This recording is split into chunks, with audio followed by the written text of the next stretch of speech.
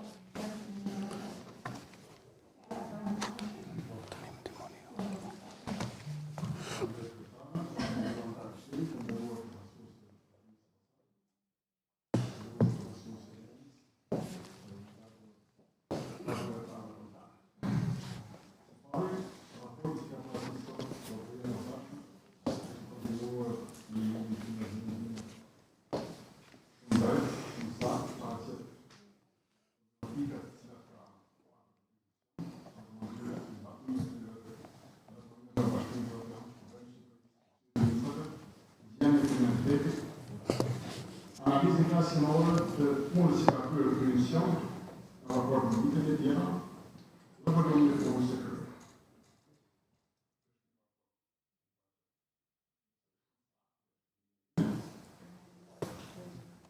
Tani, unë do të vërtetoj disa pyetje të kursit të kursit të komisionit pastaj por të çështjes së pyetjes do të ditë nga një gjithë pastaj të trajtojmë një pyetje në radhë.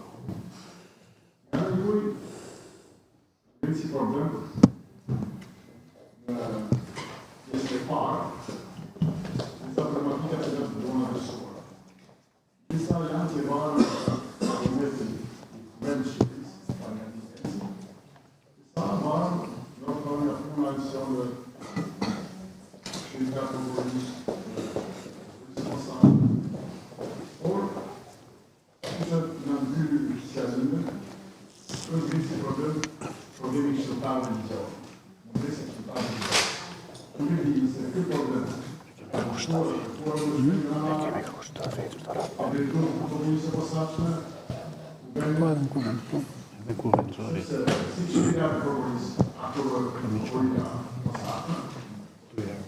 nuk janë mision që të realisin ligje ose të shorës ose të shorë realisin. Po të ju nga në ju, të shkërpojë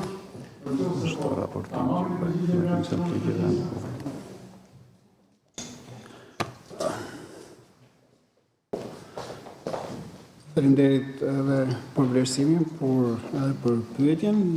Patjetër ne këtë problematike kemi adresuar edhe atje ku duhet, që është Kuvendi i Republikës Shqipërisë, edhe në raportet e mëparshme vjetore ne kemi ngritur si problematik dhe komunikim kemi patur me Kuvendin e Republikës Shqipërisë, ku është argumentuar nevoja e pasës së kushtarëve ligjor, por duke konsideruar Këshillin e Lartë të Prokurorisë edhe si qeverinë e prokurorëve, ne menduam që ta ngrëmë këtë problematikë edhe në këtë institucion të nderuar. Patjetër ne e dimë se cili është institucioni i cili mund të bëjë ndryshimet ligjore dhe i kemi adresuar dhe atje, por ne mendojmë që zëri ynë duhet të dëgjohet edhe nga Këshilli i Lartë të Prokurorisë dhe siç thash si qeveria e prokurorëve të përcjell të njëjtin shqetësim tek institucionet që kanë në kompetencë për të bërë ndryshimet e duhura ligjore siç është Kuvendi i Republikës Shqipërisë.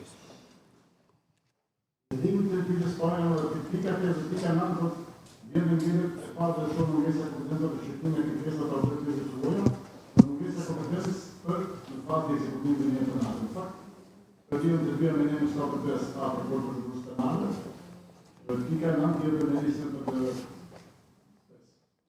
fakt, edhe kjo është e njëjta pyetje. Të dy problematikë se janë faktikisht. Unë vetë kam konstatuar se në pirën pikën 9 kompetencën të nënkuri gjykata posaçme jetë i Nici persoană, ce este de penale, o să survive janë. Skemi kompetencë në asma, po i takon gjykatës së territorit ku ndodhen në fazën e ekzekutimit.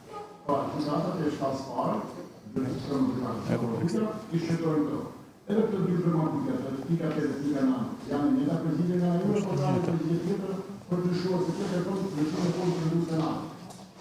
Patjetër. Përgjigjja është e njëjtë. Ne kemi adresuar edhe këto dy problematika në kuvend. Tani ne i shohim si problematika, pasi siç dhe ju e dini nderuar kolegë, sepse ju jeni prokuror dhe përfaqësoni prokurorinë në të institucion të nderuar, aktualisht kërkesa që ka bëjnë me ekzekutimin e vendimeve penale për vendimet e dhëna nga gjykatat e posaçme trajtohen nga gjykatat në territorin e të cilit i dënuari povuan dënimin. Dhe ne kemi marrë shkas nga disa çështje që janë trajtuar nga gjykatat e jurisdiksionit të përgjithshëm, sa i takon fazës së ekzekutimit të vendimeve penale, dhe vlerësuam se ndoshta është e mira që kompetenca në fazën e ekzekutimit të vendimeve penale, kompetenca për shqyrtimin e kërkesave në fazën e ekzekutimit të vendimeve penale për subjektet të cilët janë dënuar nga gjykatat e posaçme, duhet i përkasë po gjykatave të posaçme. Kështu e kemi vlerësuar ne si institucion dhe kemi bërë propozime përkatëse. E njëjta gjë vlen edhe për ekstradimin e shtetet shqiptare, të cilët janë dënuar apo kërkohen nga shtetet e tjera për shkak të ekzistencës së një vendimi dënimi të formës së prerë apo për shkak të ekzistencës së një mase sigurimi lëshuar nga një autoritet gjyqësor e huaj. Ne vlerësojmë se për shkak edhe të nivelit të lartë të bashkëpunimit që ne kemi me autoritetet gjyqësore të huaja, me homologët tanë, nisur edhe nga fakti që këta shtetas shqiptarë janë akuzuar, janë dënuar apo janë në proces hetimi për vepra penale që kanë bëjnë me krimin organizuar dhe që Prokuroria e Posaçme në Shqipëri ka kompetencë, ka jurisdiksion për këto vepra penale, vlerësojmë se do të ishte e përshtatshme që edhe ekstradimi i këtyre shtetasve drejt autoritetit të huaja të ishte në kompetencën e Prokurorisë së Posaçme, po jemi vetëdijshëm se kanë nevojë për ndërhyrje në kod të procedurës penale apo edhe në ligje të tjera që të bëhet e mundur kjo.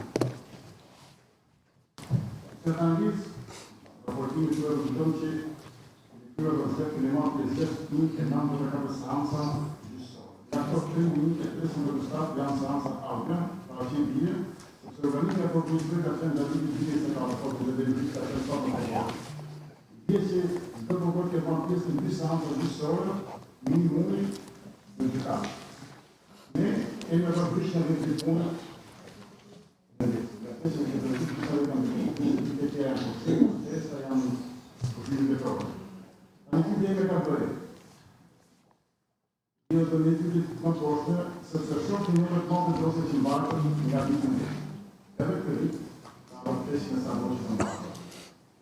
Të dhejme ka bërë në tërën, nëse kjo mbajti kjo dosjeve, a ka bërë në përgjithë, në vanesën e përgjithë që janë në shumë shtetërorë, pasë të sëllu, e këreja, e kodi informacione, se kësim të vësë, se kësim informacione, ka bërë në vanesën e përgjithë, në vikin, apo është një kese patë bagushme e kësaj strukturë, të pasaj ekonomisë të pokorë.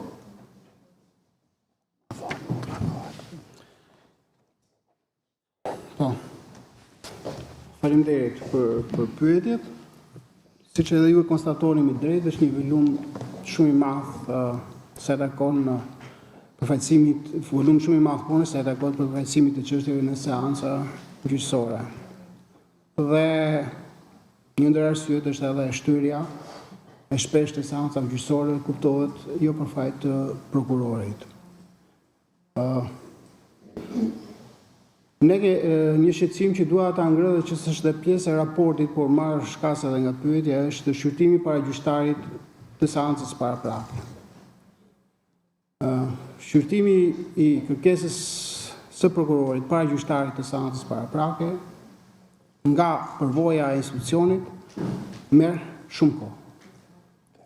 Kodi i procedurës penale ka parashikuar qartë që gjyqtari i seancës së paraprake brenda afatit një mujor duhet të konkludoj me një vendimarrje. Ama praktika në Prokurorinë e Posaçme, dhe të flas vetëm për Prokurorinë e Posaçme, nuk marr përsipër të flas për Prokurorinë e Jurisdiksionit të përgjithshëm, na tregon që çështjet gjykimet para gjyqtarit të seancës paraprake zgjasin 6 muaj, 4 muaj, 9 muaj, ka patur edhe 12 muaj. po flas gjykim para gjyqtarit seancës paraprake, që sipas parashikimeve ligjore duhej të përfundonte brenda një muaji. Dhe diçka, sepse kjo zgjatje e shqyrtimit të kërkesës së prokurorit para gjyqtarit seancës paraprake sjell edhe problematika se takon afateve të paraburgimit, duke vënë në rrezik përfundimin e afateve paraburgimit gjatë shqyrtimit para gjyqtarit të seancës paraprake. E njëjta situatë është edhe me gjykimin e shkurtuar. Konstatojmë që edhe gjykimi i shkurtuar, aplikimi i tij tashmë kërkon kohë, madje mund ta them që gjykimi i shkurtuar tashmë zgjat më shumë se zgjaste para ndryshimeve të Kodit Procedurës Penale në vitin 2017, me futjen e gjyqtarit të seancës paraprake, sepse duhet të shkosh para gjyqtarit të seancës paraprake tashmë, duhet të bëhet një shqyrtim atje, pastaj nga gjyqtari i seancës paraprake do kalosh në gjykimin në themel me 3 gjyqtarë të gjykimit të shkurtuar dhe zgjatet koha e trajtimit të çështjes, edhe pse jemi para gjykimit të shkurtuar. Sa i takon zgjatjes së hetimeve apo çështjeve të mbartura, të gjitha ato që ju tha, po t'i kombinojmë së bashku, bën që hetimet të kërkojnë kohë, ndoshta edhe të zvarriten. Tani, sa të takon përgjigjes nga institucionet shtetërore në Shqipëri, përgjigja është në kohë të arsyeshme, nuk mund të them që, dhe nuk e them që është problematike ardha e përgjigjeve nga institucionet shtetërore, dhe nuk kushtëzohet zgjidhja e çështjeve nga prokurori për shkak të pritjes së përgjigjeve nga institucionet shtetërore shqiptare, por një numër të konsiderueshëm të çështjesh në ato që ju në çështjet e mbartura e zënë çështjet që varen nga bashkëpunimi me autoritetet gjyqësore të huaja, për shembull skuadrat e përbashkëta hetimore kërkojnë të paktën 3 vjet, 2 vjet, 4 vjet, ka që ka zgjatur edhe 5 vjet, që nga krijimi i SPAK e në vijim kemi skuadra aktive të përbashkëta hetimore. Një pjesë tjetër varet edhe nga ekzekutimi i letërporosive, pasi shumë prova kërkohen jashtë territorit të Republikës së Shqipërisë për nevojat e hetimeve tona, dhe këtu nuk flas vetëm për krimin e organizuar, kemi hetime tona për çështje penale me natyrë korruptive apo për çështje që kanë bërë me prokurimet publike, për të cilat ne kemi adresuar te autoritetet gjyqësore të huaja kërkesën për dhënje ndihme juridike, kërkesën për prova dhe kushtëzohemi nga ardhja e këtyre letërporosive në zgjidhjen përfundimtare të çështjes. Patjetër, mund të ketë edhe faktorë të tjerë subjektiv në kuptimin që mungesa e angazhimit të plotë të prokurorëve apo të hetuesve, neglizhencë e prokurorëve dhe hetuesve në përfundimin e hetimeve, por këtë e trajtojmë rast pas rasti. Po, shkaqet kryesore janë këto që thash. Sa i takon numrit të prokurorëve, unë vlerësoj se numri 20 për momentin është mjaftueshëm. E them këtë nisur edhe nga gjendja e sistemit prokurorial në Shqipëri, tashmë ne jemi të vetëdijshëm që shumë kolegë tanë, shumë prokurori të jurisdiksionit të përgjithshëm, vuajnë nga mungesa e burimeve njerëzore, dhe ne si prokurori e posaçme nuk mund mendojmë, marrë në konsiderat dhe ngarkesën, por dhe realitetin e prokurorisë shqiptare, ne nuk mund të kërkojmë të shtojmë organik në një kohë që disa prokurori të jurisdiksionit të përgjithshëm mund të punojnë në gjysmën e organikës së tyre. Por, ajo që por lajmi i mirë është sepse këtë vit është miratuar rritja e numrit të hetuesve me 40.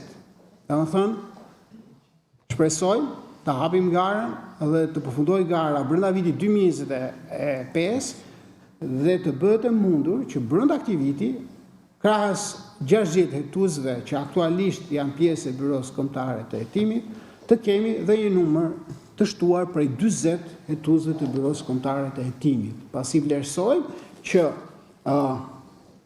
prokurorët, nëse do kenë edhe të numër hetuesish, do të jenë në gjendje që t'i japin drejtim çështjes në një kohë më të shpejtë. Dhe tjetra, një ndihmë do ishin këshilltarët ligjor, prandaj kemi kërkuar këshilltarët ligjor, sepse ju siç e dini, ne përfaqësojmë çështjet edhe në gjykata apelit, edhe në gjykatë lartë, tashmë edhe në gjykatë kushtetuese, dhe tashmë gjithmonë edhe në gjykatë kushtetuese, por tashmë kemi pasur edhe seanca, por edhe dërgime mendimesh pothuajse të përmuajshme etj. Pasja e këshilltarëve ligjor do të ndihmonte përgatitjen e prokurorëve për seancat e gjyqësore në apel, në gjykatë lartë apo në gjykatë kushtetuese, dhe qëllimi ky është që ne këto këshilltarë t'i përdorim kryesisht për përfaqësimet, për të përgatitur përfaqësimin e prokurorëve para gjykatave të apelit, gjykatave të lartë dhe gjykatës kushtetuese, pasi gjatë hetimit patjetër nuk mund t'i përfshish, sepse hetimi është sekret dhe subjektet procedurale të cilët mund marrin ndjeni për hetimin janë parashikuar në kodin e procedurës penale. Por nëse do kishim të këshilltarë ligjor, patjetër do ishin një vlerë shtuar dhe do na ndihmonin ne në përfaqësimet e çështjeve para gjykatës apelit, gjykatës lartë dhe gjykatës kushtetuese, jo vetëm në sasi, por edhe në cilësi, pasi tjetër përgatitje kërkon nga pikpamja profesionale prezantimi i çështjes para gjykatës apelit, para gjykatës lartë dhe për më tepër para gjykatës kushtetuese. Më fal, për ta saktuar, kemi patur një shtesë në numrin e këshilltarëve këtë vit, por këshilltarëve të drejtuesit të përvojës së posaçme, dhe kjo shtesë është bërë për të përfaqësuar çështjet pranë për të përgatitur dhe përfaqësuar çështjet pranë kolegjit të posaçëm të apelimit. Siç edhe e dini tashmë, drejtuesi i përvojës së posaçme përfaqëson dhe këtë çështje pranë kolegjit të posaçëm të apelimit.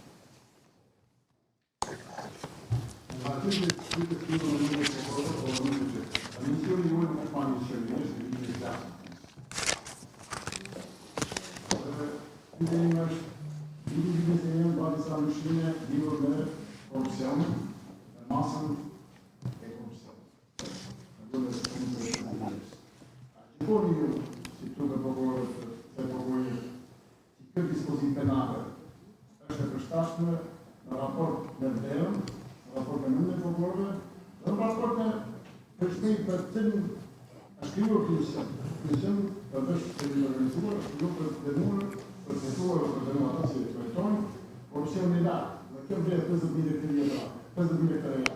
A mendoni që është e përshtatshme? Faleminderit për pyetjen, po edhe